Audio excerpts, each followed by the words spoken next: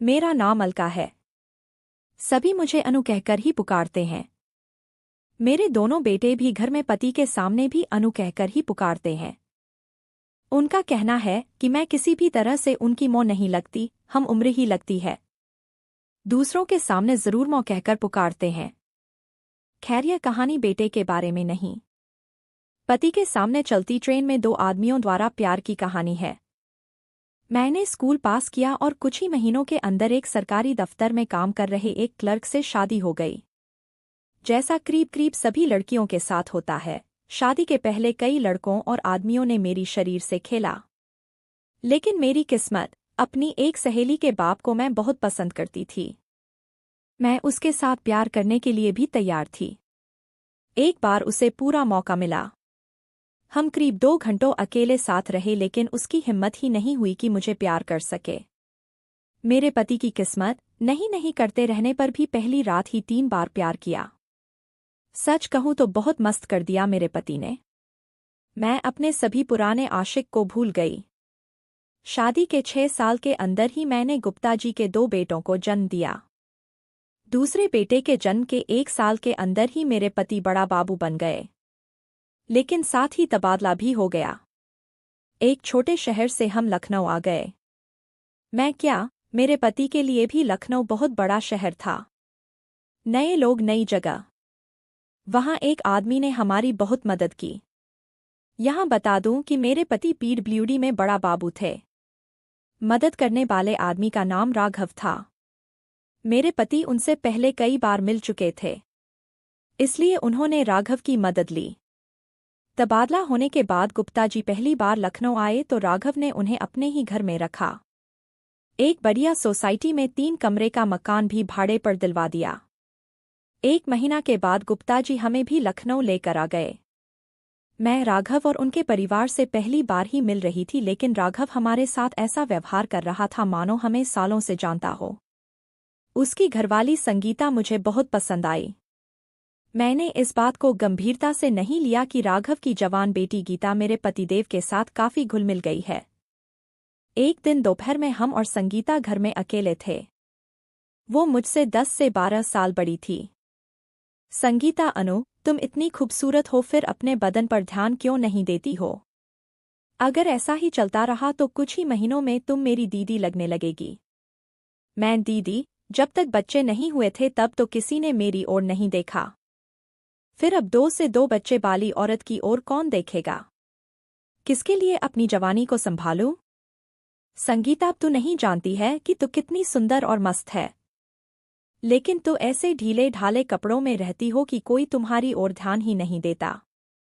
मैं नहीं चाहती थी, लेकिन संगीता जिद कर मुझे एक जिम में ले जाने लगी। दोपहर में 4 से 5 तक मेरे बच्चों को संगीता की बेटी गीता संभालती थी और हम दोनों 1 घंटा कसरत करते थे। मैंने ध्यान दिया कि कसरत सिखाने समय वहां का इंस्ट्रक्टर हमारे बदन को जहां तहां स्पर्श करता था।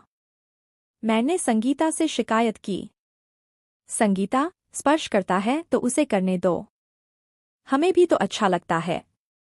अगर हम थोड़ी छूट दे दें तो हमें प्यार भी करेगा। देखती नहीं कैसा गठीला बदन है इस जवान आदमी का। तुम्हारे गुप्ता जी बहुत ही खूबसूरत जवान है, लेकिन वैसे लोगों को मेरी बेटी गीता जैसी जवान लड़की बहुत पसंद करेंगी। लेकिन हमारे जैसी 2 से 2 बच्चों की मां को ऐसा ही हट्टा कट्ठा आदमी खुश कर सकता है। बोल करवाएगी? मैं बोली, चुप रहो। तुझे प्यार करना है तो कर ले, मैं राघव से नहीं कहूंगी। तब उसने ऐसी बात कही जो मैंने कभी उम्मीद नहीं की थी। संगीता, तू बोलेगी तो भी कुछ फर्क नहीं पड़ेगा। तुम्हारा राघव खुद अपना काम निकलवाने के लिए मुझे कई लोगों के पास भेजता है। अनु, सच कहती हूँ। संगीता की बातों से मैं नाराज नहीं हुई। हाँ, इतना जरूर हुआ कि मैंने इंस्ट्रक्टर को कभी रोका नहीं। वो कसरत सिखाने के बहाने शरीर को स्पर्श करता रहा, लेकिन उसने हम दोनों में से किसी के साथ प्यार करने की बात नहीं की। 3 महीना गुजरते गुजरते मुझे अपने बदन में खुद बहुत फर्क आने लगा। हमने 3 और महीना वहां ट्रेनिंग ली, उसके बाद घर में ही कसरत करने लगी। गुप्ता जी ने कहना शुरू किया कि मेरे साथ प्यार में उन्हें जो मज़ा अब आता है वो मज़ा पहले कभी नहीं आया था। मैंने एक बात और देखी। राघव का मेरे घर आना जाना बहुत बढ़ गया। पहले भी मेरे लिए बच्चों के लिए उपहार लाता था, लेकिन अब बहुत महंगे उपहार लाने लगा था, और वो भी जल्दी जल्दी। लेकिन उसने एक बार भी मेरे साथ प्यार का इजहार नहीं किया, ना ही उसने कभी मुझे स्पर्श करने की कोशिश ही की। होली में भी उसने सिर्फ गालों में ही रंग लगाया।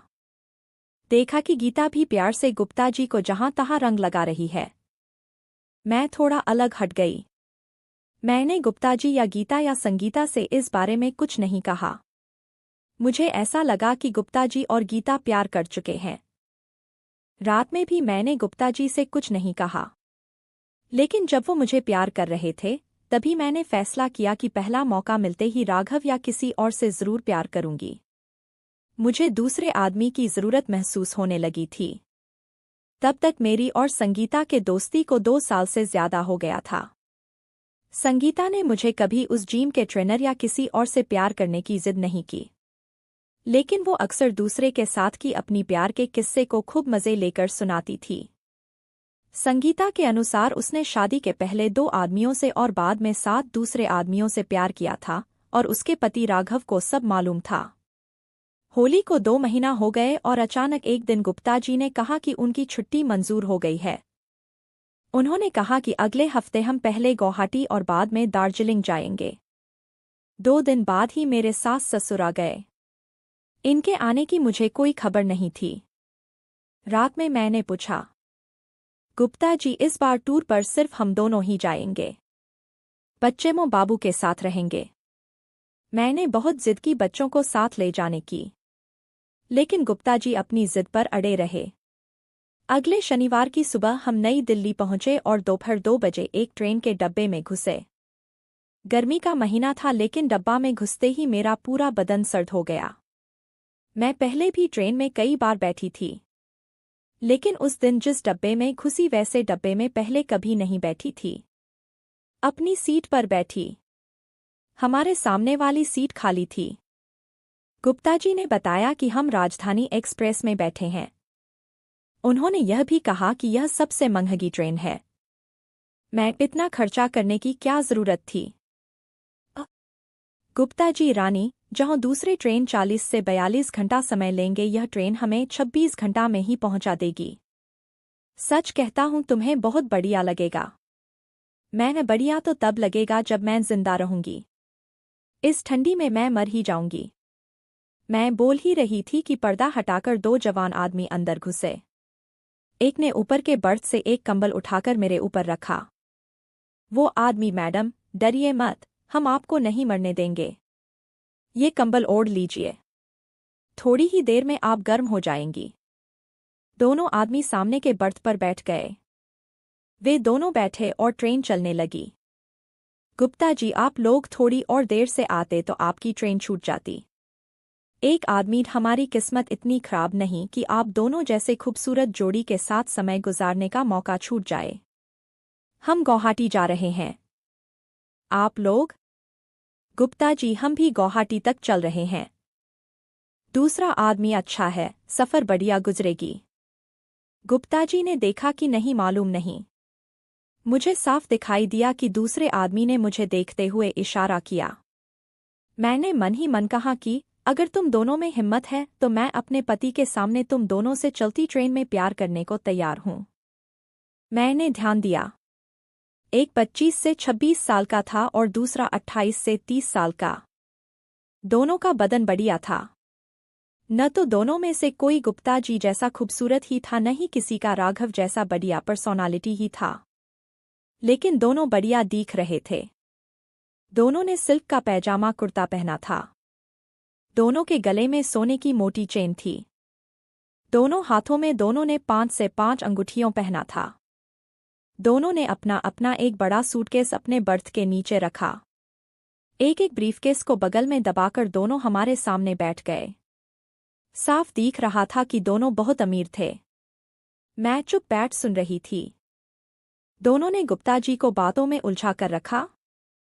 गुप्ता जी से उन लोगों ने सारी जानकारी ले ली कि हम कहाँ रहते हैं, गुप्ता जी कहाँ काम करते हैं, इत्यादि।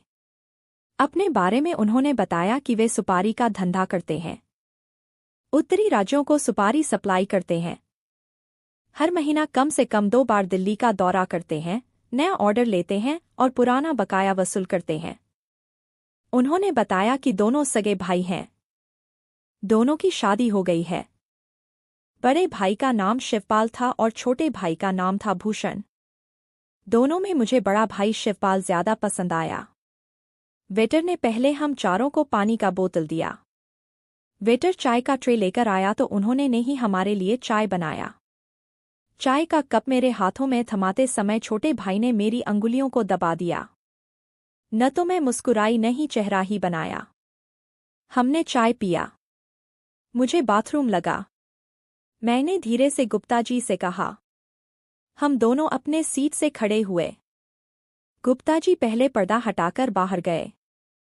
तुरंत छोटे भाई ने मेरा हाथ दबाकर कहा, बहुत ही ज्यादा सुंदर हो रानी। अपना हाथ झटक कर मैं भी बाहर आ गई।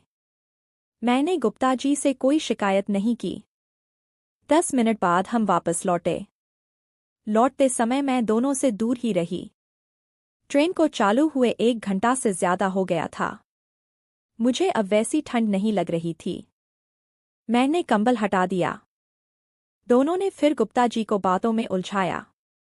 शिवपाल हमारा आप जैसे सरकारी दफ्तरों में काम करने वाले बहुत लोगों से पाला पड़ता है। सच सच बताइए गुप्ता जी, इस राजधानी ट्रेन में गुवाहाटी जाने आने का खर्चा, 1 हफ्ता बढ़िया होटल में रहने का खर्चा आप अपनी तनख्वाह से नहीं कर सकते। फिर कौन आपका खर्चा उठा रहा है? गुप्ता जी ने बहुत कहा कि वे खुद अपने पैसे से सब खर्चा उठा रहे हैं, लेकिन वे नहीं माने। भूषण ठीक है, आप नहीं बताना चाहते तो मत बोलिए। लेकिन हम विश्वास से कह सकते हैं कि आप दोनों की छुट्टी का पूरा खर्चा आपका कोई ठेकेदार ही उठा रहा है। लेकिन आपने कभी सोचा है कि वो आदमी आपके ऊपर इतना खर्च, कम से कम 2,000 का खर्चा क्यों कर रहा है? मुझे नहीं मालूम था कि ये ट्रेन का किराया या होटल का खर्चा का इंतजाम गुप्ता जी ने खुद किया है या राघव या फिर किसी दूसरे ठेकेदार ने किया है। गुप्ता जी ने सीधा जवाब नहीं दिया। बातचीत फिर धन दौलत कमाने के तरीकों पर आ गई। गुप्ता जी हम भी बहुत पढ़ाई करते हैं, मेहनत करते हैं, लेकिन कुछ लोगों को छोड़ बाकी लोग गरीबी में ही रहते हैं। शिवपाल पढ़ाई करना, मेहनत करना जरूरी है, लेकिन सफल होने के लिए कुछ और भी चाहिए। शिवपाल ने मेरी तरफ देखते हुए कहा। मैं चुप नहीं रहना चाहती थी। मैं पढ़ाई और मेहनत के सिवा और क्या चाहिए? शिवपाल बढ़िया किस्मत और उससे भी जरूरी है सही समय पर मौका का भरपूर फायदा उठाना। बढ़िया किस्मत तो हम समझ गए, लेकिन मौका का फायदा उठाने वाली बात समझ नहीं आई। मैम बढ़िया किस्मत तो ठीक है, लेकिन ये मौका का फायदा उठाना मतलब? दोनों भाइयों ने एक दूसरे की तरफ देखा। भूषण मैडम, आप अपना औंचल नीचे गिराइए, हम आपको 500 देंगे। आप पागल हो गए हैं क्या? हम दोनों ने साथ कहा। शिवपाल, हम जानते थे कि आप दोनों ऐसा ही जवाब देंगे, इसीलिए कहा ना कि बहुत कम ही लोग मौका का फायदा उठाते हैं। दोनों भाइयों को एक दूसरे की बढ़िया समझ थी। भूषण, आप शायद हमेशा साड़ी ही पहनती है, तो आप जानती होंगी कि दिन भर में सैकड़ों बार औंचल आपसे आप कंधा और छाती से सरक जाता है। हम आपको 500 दे रहे हैं, फिर भी आप मौका का फायदा नहीं उठा रही हैं। हमारे घर की कोई भी औरत होती तो आपके गुप्ता जी के एक बार कहने पर तुरंत औंचल गिराकर 500 छीन लेती। बात तो उसने ठीक ही कही। औंचल ऐसे ही बार बार ऊपर से फिसलता रहता है। शिवपाल, चलिए हम आपको एक और मौका देते हैं। 500 नहीं, 1,000 देंगे। आंचल को नीचे गिरने दीजिए। 1,000 छोटी रकम नहीं थी। बच्चों के पूरे महीने के दूध के खर्चा से ज्यादा था। मैंने गुप्ता जी से औंख के इशारे रे पूछा। उन्होंने ना हो कहा, ना ही मना किया। मैंने औंचल को हाथ नहीं लगाया, बदन को हल्का सा झटका दिया और औंचल नीचे गिर गया। दोनों भाई मुझको देखते रहे। मैं उनके सामने पहली बार मुस्कुराई। मैं, लगता है पहली बार ही देख रहे हो। भूषण, नहीं ऐसी बात नहीं। घर में पत्नी है, बहन है, भाभी है और मौं भी है। जब बाहर रहता हूं तो कोई भी दिन ऐसा नहीं होता जब हमारे साथ औरत न रहती हो। पिछली पूरी रात एक औरत हम दोनों भाई के साथ थी। स्टेशन के लिए निकलने के पहले भी एक कॉलेज की लड़की को हम दोनों ने प्यार किया। मैंने पहले ही फैसला कर लिया था कि गुप्ता जी मुझे छोड़ दें तो छोड़ दें, लेकिन ये दोनों अगर हिम्मत करेंगे तो मैं चलती ट्रेन में ही पति के सामने प्यार कर लूंगी। शिवपाल ने मेरे हाथ में 1000 रखा। वो दोनों हमारे साथ खेल रहे थे। मुझे भी इस खेल में मजा आने लगा था। मेरी बात सुन भूषण ने मुझे दिखाते हुए अपना ब्रीफकेस खोला। ब्रीफकेस में नोटों के बंडल थे ही। उसमें कुछ मैगजीन जैसी किताबें भी थी। उसने एक वैसी किताब निकालकर गुप्ता जी को दी। शिवपाल, आप दोनों को एक राज की बात बताता हूं। आप लोग किसी को बोलेंगे तो जल्दी कोई नहीं मानेगा। मैं, कौन सी राज की बात? भूषण भैया की शादी हमसे 5 साल पहले हुई। जैसे अनुजी, आपको देखकर हम दोनों पागल हो रहे हैं, वैसा ही पागल मैं भाभी को देखकर हो गया था। भैया की शादी के 3 साल पहले से हम दोनों मिलकर ही किसी को प्यार करते थे। भूषण, लड़की एक ही होती थी लेकिन वो हम दोनों को खुश करती थी। हमारी माँ और दूसरी औरतों ने बहुत टोका लेकिन हमने कह दिया कि हम अपनी घरवाली को भी मिलकर ही प्यार करेंगे। हम दोनों उसकी बात सुन तो रहे थे लेकिन मुझे लग रहा था कि वे जो बोल रहे हैं सब झूठ बोल रहे हैं। शिवपाल, गुप्ता जी, अनु, आप दोनों का चेहरा देख लग रहा है कि आपको हमारी बात पर विश्वास नहीं हो रहा है। हाथ कंगन को आरसी क्या? चलिए, आप दोनों गुवाहाटी में हमारे मेहमान हैं। आप दोनों जितने दिन रहना चाहे हमारे साथ रहिए। शिवपाल, सिर्फ हम दोनों की घरवाली ही नहीं, अनु भी उनके साथ रहेगी। 3 औरतें और हम 3 मर्द। मैं, आप दोनों पागल हो। वेटर अंदर आया और खाली सूप का कटोरा लेकर चला गया। लेकिन कुछ ही देर बाद खाना लेकर आया। एक भाई ने वेटर को 200 दिया और वेटर ने हमें सब कुछ जितना चाहते थे खिलाया। खाने के बाद हमने आइसक्रीम भी खाया। आइसक्रीम खाकर मैंने कंबल हटाया। खड़े होकर अकेले ही बाहर चली गई। बाथरूम कर वापस आई। शिवपाल, अब वेटर हमें रात में डिस्टर्ब नहीं करेगा। मैंने गुप्ता जी की ओर देखा। मैं समझ गई कि जब मैं बाहर गई तब जरूर इन दोनों भाई ने गुप्ता जी के साथ कोई डील किया होगा। मुझे ना रुपए चाहिए था ना ही कुछ और।